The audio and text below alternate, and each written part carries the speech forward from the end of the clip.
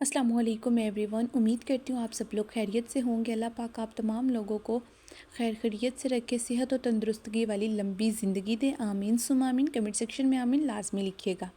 अब आप लोगों को कर्ज़ा लेने की बिल्कुल भी ज़रूरत नहीं है। अगर आप लोग गवर्नमेंट मुलाजमीन हैं या फिर आप लोग रिटायर हो चुके हैं, आप पेंशन ले रहे हैं, तो अब आप लोगों को परेशान होने की ज़रूरत नहीं है। आप लोग अपनी पेंशन एडवांस ले सकते हैं, अपनी तनख्वाह एडवांस ले सकते हैं। आपको कर्ज़ा लेने की बिल्कुल भी ज़रूरत नहीं पड़ेगी। कंप्लीट प्रोसीजर क्या होगा, कौन सा बैंक कितना कर्ज़ा देने जा रहा है, कंप्लीट गाइड करूँगी। सबसे पहले बात कर लेते हैं जी अस्करी बैंक के हवाले से। सरकारी और तनख्वाहदार मुलाजमीन के लिए ये बैंक जो है एडवांस आप लोगों को, अगर आप लोग पेंशनर हैं तो आप लोगों को एडवांस आपकी पेंशन दी जा सकती है। अगर आप लोग मुलाजमीन हैं, गवर्नमेंट के मुलाजमीन हैं और आप लोग अपनी सर्विसेज आप लोगों की चल रही हैं, तो आप लोग अपनी पे जो है वो एडवांस ले सकते हैं। कर्ज़ की हद जो है वो तनख्वाह के मुताबिक होगी। आपकी जितनी सैलरी होगी उसके अकॉर्डिंग ही आप लोगों को जो है एडवांस में दे दिया जाएगा कर्ज़। उसके बाद दस्तावेज़ात जो है, मतलब आप लोगों को कौन कौन से इसके लिए पेपर्स की ज़रूरत होगी, वो होगा CNIC। उसके बाद तनख्वाह की स्लिप और महकमे से तस्दीक होनी चाहिए कि हाँ आप लोग उस महकमे के जो हैं, ये फ़ौजी महकमे के लिए होगा कि आप लोग उस महकमे के मुलाजमीन हैं या फिर आप लोग उस महकमे से रिटायर हैं और अब आप लोग पेंशन ले रहे हैं, तो आप लोग को आपकी पेंशन भी एडवांस दी जा सकती है और आप लोगों की तनख्वाह भी एडवांस होगी। आप लोगों को कर्ज़े की ज़रूरत नहीं होगी। उसके बाद फिर आपकी जो पेंशन होगी या आपकी तनख्वाह होगी उसके अंदर से थोड़ी थोड़ी करके डिडक्ट कर ली जाएगी। वो आप लोग अपने हिसाब से उसकी बनवा सकती हैं कि हमारा मंथली इतने रुपए काट लिया जाए। उसके बाद यूनाइटेड बैंक लिमिटेड है, UBL बैंक है, मुलाजमिन और पेंशनर्स के लिए है। कर्ज़ की हद जो है वो 30 लाख रुपए तक होगी।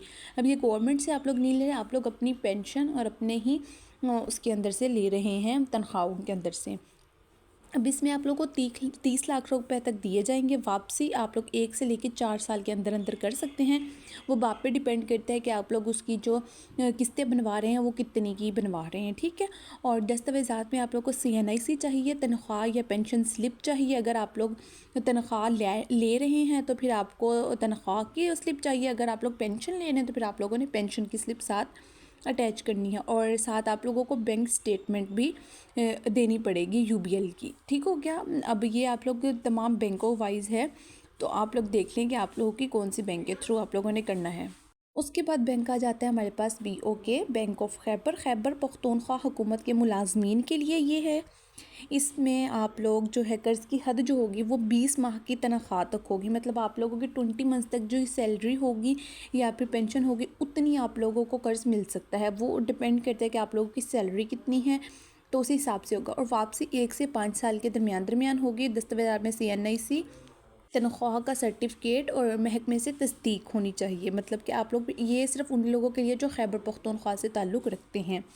उसके बाद आ जाते हैं जी हम लोग नेक्स्ट बैंक की तरफ। उससे पहले जल्दी से सब्सक्राइब करके बेल आइकन के बटन को प्रेस कर लें, क्योंकि इस तरह की इन्फॉर्मेटिव वीडियोस डेली बेसिस पे मैं आप लोग के साथ शेयर करती रहती हूँ। उसके लिए सब्सक्राइब करके बेल आइकन के बटन को लाजमी प्रेस करें ताकि जैसे ही कोई न्यू वीडियो अपलोड हो आप लोगों तक नोटिफिकेशन सबसे पहले पहुँच सके। नेक्स्ट बात कर लेते हैं जी इस्लामिक बैंक और मेज़ान बैंक की। सरकारी और निजी मुलाजमीन के लिए है ये। शरीयत के मुताबिक होगी ये स्कीम। मुनाफा इसमें जो होगा 19% से लेकर 23% तक होगा और दस्तावेज़ात इसमें CNIC, तनख्वाह स्लिप और इस्लामी मुआहिदा होना चाहिए। नेक्स्ट आ जाता है जी हमारे पास फैसल बैंक, और ये इस्लामिक ब्रांच के लिए है।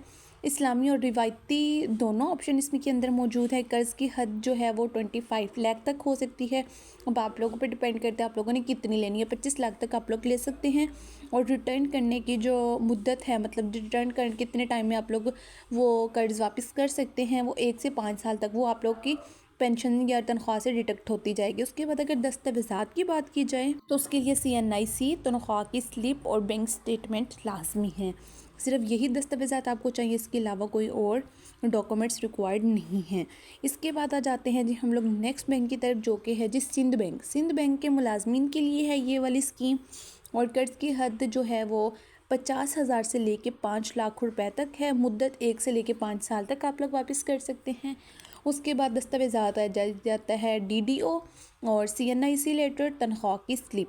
अब आप लोग के ऊपर डिपेंड करता है कि आप लोग अपनी तनख्वाह के अकॉर्डिंग कितने रुपए महीने के डिडक्ट करवाने चाहते हैं। फॉर एग्जांपल आप लोग की 50,000 सैलरी है तो उसमें से आप लोग 5,000 देना चाहते हैं, हर महीने 10,000 देना चाहते हैं, वो आप पर डिपेंड करता है। इसके अलावा कुछ अहम पॉइंट्स हैं। ज़्यादातर बैंक 2 से 3% तक प्रोसेसिंग फ़ीस भी लेते हैं। पेंशनर के लिए उम्र की हद 65 से 70 साल है। अगर कोई पेंशनर हैं जो पेंशन लेते हैं और आपकी उम्र 65 ईयर से लेके 70 ईयर तक है, तो फिर आप लोगों को ये कर्ज़ दिया जाता है। इस्लामिक बैंक सूद की बजाय नफ़ा लेते हैं जो शरीयत के मुताबिक होता है। ठीक है, ये कुछ अहम पॉइंट्स थे जो शेयर करने थे। बाकी डिटेल्स आप लोगों के साथ मैंने शेयर कर दी हैं। मज़ीद कोई क्वेश्चन और वीडियो कमेंट सेक्शन में पूछ सकते हैं, इंस्टाग्राम पे पूछ सकते हैं। मिलते हैं अगली वीडियो में, तब तक के लिए अल्लाह हाफ़िज़।